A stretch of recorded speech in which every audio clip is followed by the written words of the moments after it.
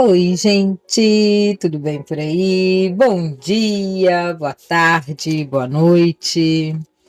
Seja a hora que você decidiu apertar o play e vir aqui ouvir o que o Toque de Clark tem para falar no seu coração. Que o Senhor te abençoe e te traga respostas, te traga direção, a direção correta, de acordo com a palavra dele. Hoje, Isaías 24. É pequenininho, 23 versículos. E a partir de agora a gente entra numa parte do 24 ao 27, que os teólogos estudiosos falam que é o Apocalipse. A escrita de Isaías é muito parecida com o Apocalipse que nós lemos lá no Novo Testamento. O livro aterrorizante do Apocalipse aqui fala bastante do Apocalipse. É o Apocalipse do Velho Testamento, esses 3 capítulos. Até ontem que nós falamos de Tiro, né? Que se desesperou e perdeu todo o dinheiro que eles tinham, porque os portos foram devastados e aquela história toda. Eu trouxe a partir de agora nós vamos falar sobre... A gente não vai mais falar sobre as cidades vizinhas, nós vamos falar sobre o mundo todo agora, a partir de agora. E é bem legal. Ontem eu prometi, para quem assistiu de ontem, que eu ia trazer sobre a púrpura, o bichinho lá, porque eu não sabia como é o nome do bichinho, eu trouxe aqui, ó. A púrpura de Tiro. Tiro era a capital mundial da púrpura. O corante mais caro e luxuoso do mundo antigo, extraído de um pequeno caracol marinho, o murex, o nome desse caracol, murex. Vestir púrpura era um privilégio exclusivo dos reis e imperadores, daí a expressão coroava reis, do versículo 8 de ontem, né? A riqueza deles era surreal, baseada no monopólio desse produto de luxo. Murex era o nome do bichinho. Que eu falei ontem, que eu lembrava mais ou menos, não sabia muito bem, eu trouxe para vocês hoje. Era surreal a riqueza que esse bichinho dava, né? Que tirava essa tinta e fazia as roupas dos reis. Muito chique. Pois é, vamos no 24 agora. Começamos agora a falar do mundo. Isaías vai profetizar para o mundo e esses 3 próximos capítulos são um pequeno apocalipse, né? Vamos lá. Atenção! O Senhor vai arrasar a terra. Tá vendo? Agora vai falar da terra e não só de cidades, né? E fazê-la virar um deserto. Vai estragar a terra e espalhar os seus moradores. A mesma coisa acontecerá com todos, o povo comum e os sacerdotes, os empregados e os seus patrões, as empregadas e as suas patroas, os que compram e os que vendem, os que emprestam e os que tomam emprestados. Quer dizer, não vai escapar ninguém. A justiça vai vir para todos da mesma forma. Tem gente que acha só porque é rico ou só porque é pobre vai ter alguma vantagem. O Senhor está falando que não. Todos vão ser julgados da mesma forma, se lascar da mesma forma. A terra ficará completamente arrasada e destruída, pois o Senhor prometeu fazer isso. A terra vai ficar secando e murchando. O mundo inteiro vai se acabando. Os céus e a terra vão se desfazendo. É bem Apocalipse, né? A terra está impura por causa dos seus moradores, pois eles desobedeceram as leis e os mandamentos de Deus. Quebraram uma aliança que deveria durar para sempre. Esse versículo aqui é um versículo chave. Vamos dar uma paradinha aqui. Versículo 5. Quando Isaías fala que a humanidade quebrou a aliança com o Senhor. Essa aliança aqui faz referência a Gênesis capítulo 9. O arco-íris, que o Senhor falou lá que nunca mais ele ia terminar o mundo todo inundando. Quando ele deu um reset no mundo e começou tudo de novo, ele fez essa promessa para Noé, que nunca mais ele ia acabar. E sabe o que é engraçado? É que a gente só pensa na parte de Deus, no que Deus falou que ia fazer por nós. Nunca mais. O arco-íris é a nossa certeza de que água nunca mais vai acabar o mundo inteiro com água. Nunca mais. É a promessa do Senhor. Mas você já parou para pensar que depois dessa promessa de Gênesis 9 ainda tem coisas? O Senhor fala assim, a minha parte, eu vou fazer o arco-íris e estou prometendo que nunca mais vou acabar. Mas vocês também têm uma parte. Nós também temos, só que a gente nunca lembra. Você nunca ouve falar. Quando a pessoa vê o arco-íris, a promessa do Senhor e tal. A gente sempre fala do que o Senhor vai nos dar, porque somos egoístas, somos egocêntricos. Mas nós temos uma parte. Nós temos várias coisas que a gente tem que fazer. E aqui no versículo 5, ó, a terra está impura por causa dos moradores, pois eles desobedecem às leis, às regras, os mandamentos de Deus. E eles quebram a aliança que deveria durar para sempre. Nós quebramos a aliança. O que está escrito lá naquela aliança de Gênesis 9? Está falando para a gente não matar pessoas inocentes, para a gente não se matar, não matar o ser humano, porque somos a imagem e semelhança do Senhor. E está falando também que a gente tem que cuidar da natureza. É um capítulo ambientalista, para quem gosta dessa palavra. Nós temos que não matar o nosso semelhante e não destruir a natureza. Temos que governar sobre a natureza, cuidar da natureza, zelar pela natureza. E aí no capítulo 5, aqui, no versículo 5, ele fala, ó, pois eles desobedeceram às leis e quebraram a aliança que deveriam durar para sempre. Então, quebramos. Começaram a se matar, a semelhança um do outro, começamos a destruir a natureza, estragar tudo, estragar as árvores, estragar as águas, estragar tudo. Isso foi uma quebra de aliança. Então Deus está cumprindo a parte dele até hoje e vai cumprir eternamente. Mas nós, como seres humanos pecaminosos que somos, a gente quebrou. A gente não fez a nossa parte. E mesmo assim o Senhor nos ama. Mesmo a gente tendo quebrado a aliança, que a gente quebrou aqui, ó, tá profetizado que quebraria. Quebramos. E o amor do Senhor continua o mesmo por nós. A gente tem muito que aprender com Deus, né? Sobre amar, além dos problemas e dos defeitos da desobediência, né? Vamos lá. Por isso Deus está amaldiçoando e destruindo a terra. E os seus moradores estão pagando pelos seus pecados. Um fogo devorador está queimando. E poucos escapam com vida. As parreiras estão murchando. E há falta de vinho.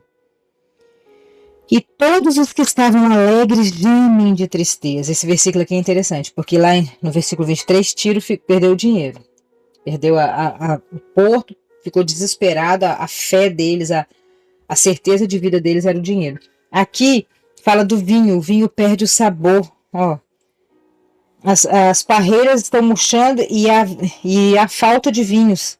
Todos que estavam alegres agora gemem de tristezas. Não tem mais vinho, acabou. Perdeu o sabor, perdeu. Qual é o seu vinho? Qual é o seu sabor hoje de vida? Nós temos que ter o sabor, o nosso sabor tem que ser o Senhor. A gente tem que acreditar que a nossa vida funciona por causa dele, que estamos cumprindo uma missão, uma obra grandiosa aqui. Seja qual for a obra. Somos células de um corpo só. Cada um é uma célula, a gente tem que se amar, a gente não pode se matar, a gente não pode destruir o nosso ambiente, o nosso habitat, que é o mundo, a gente tem que cuidar. A gente tem que cuidar do outro e da natureza. Porque senão a gente perde o sabor, a gente perde o vinho, a gente perde o paladar, a gente perde o prazer. Você já viu uma pessoa acamada? Quando ela perde o prazer, ela fala, eu prefiro morrer. Eu prefiro morrer do que parar de sentir o paladar. O paladar é uma coisa muito importante. O paladar alimenta a nossa alma emocional e física. Qual é o seu gostinho? Qual é o seu paladar?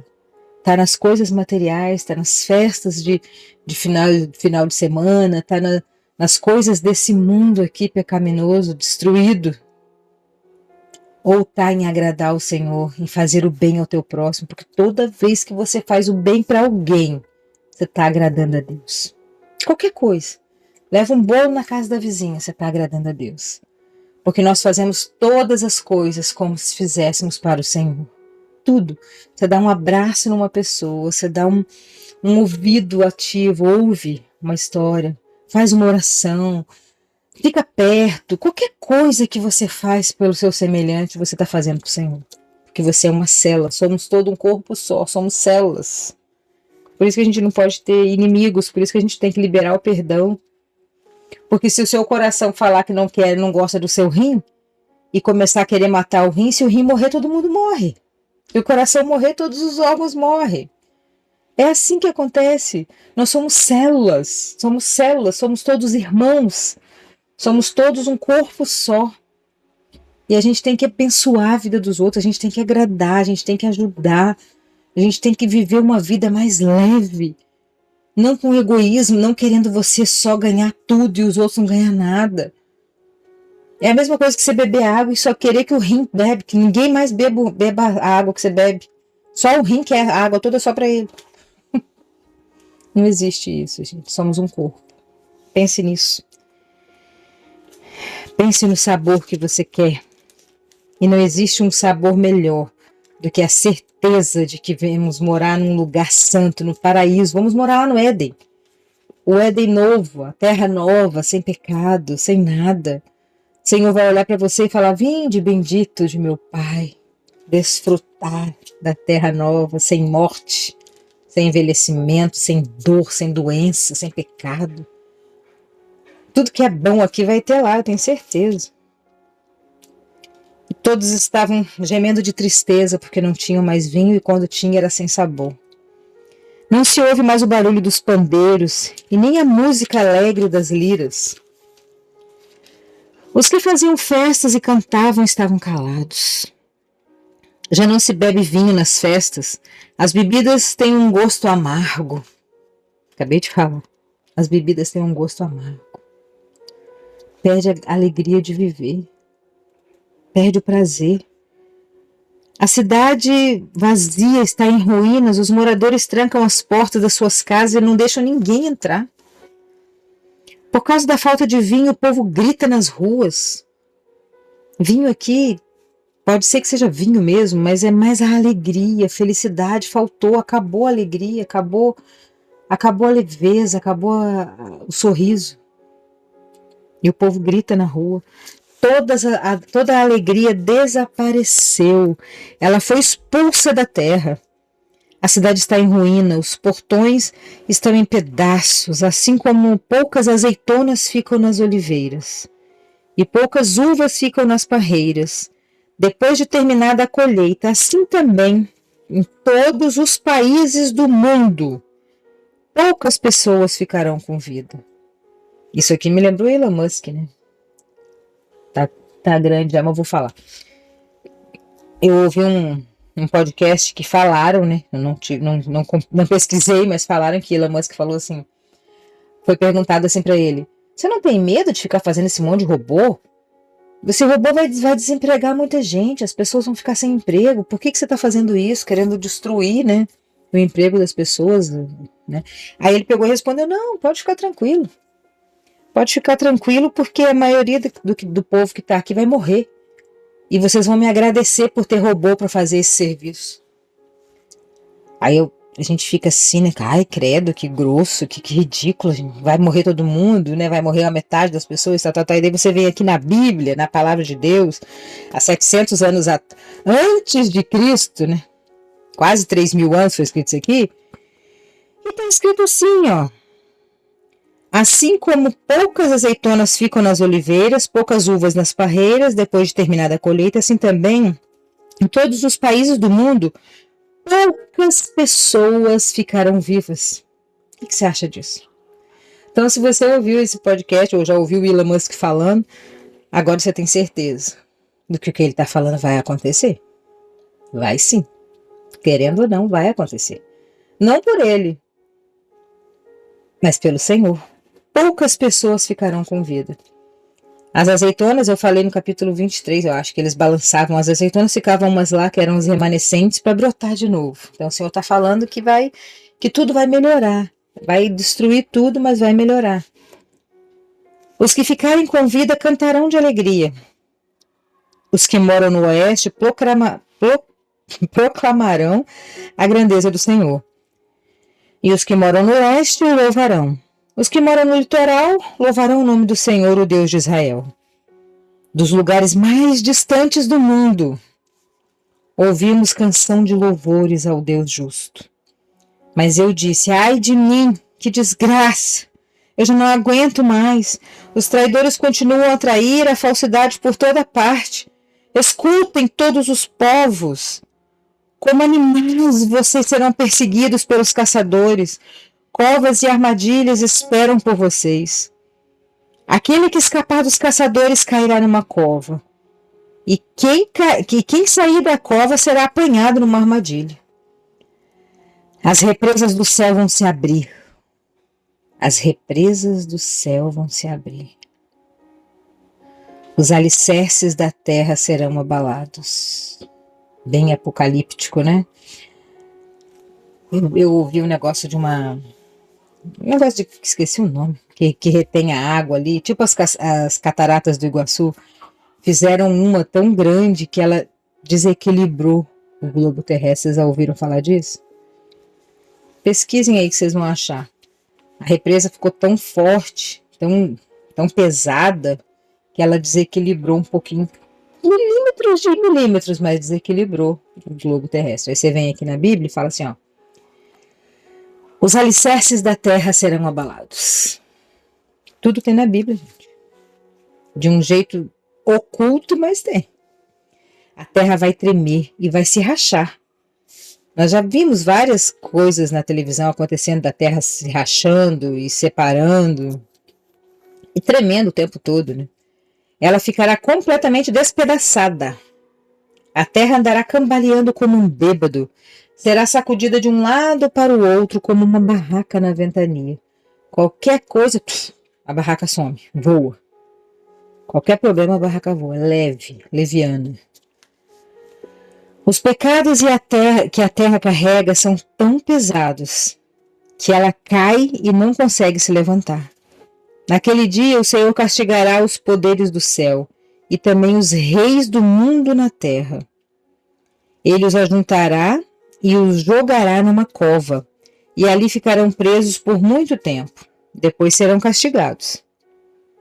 A lua terá vergonha de brilhar e o sol ficará pálido de medo. Porque o Senhor Todo-Poderoso reinará no Monte Sião, em Jerusalém. E na presença dos líderes do seu povo, ele mostrará a sua glória. Esse negócio da lua e do sol aqui, ó. A lua ficará com vergonha de brilhar e o sol ficará pálido de medo. Eu estava ouvindo um outro podcast que fala sobre isso. Que o sol vai acabar, o sol vai se apagar. O Apocalipse também fala, a astrologia também fala, e várias pessoas sabem que o sol vai acabar. Parece impossível, né? Mas o nosso sol é Jesus. Mesmo que o sol acabe, mesmo que a lua fique com vergonha de aparecer, e o sol com vergonha de brilhar, mesmo que tudo isso aconteça, nós temos que estar firmados no Senhor, acreditando que Ele vai nos resgatar, que Ele vai nos tirar daqui, que a nossa alma está salva, está liberta, e o nosso corpo vai voltar para o pó, porque a nossa alma, o nosso espírito vai voltar para Deus, né? Nós temos que acreditar nisso, temos que viver para isso, para depois daqui morarmos com o Senhor, no que Ele está preparando. Você pode escolher, existem dois deuses, o Deus mau e o Deus bom. Você pode escolher. Eu escolho o Criador. E você?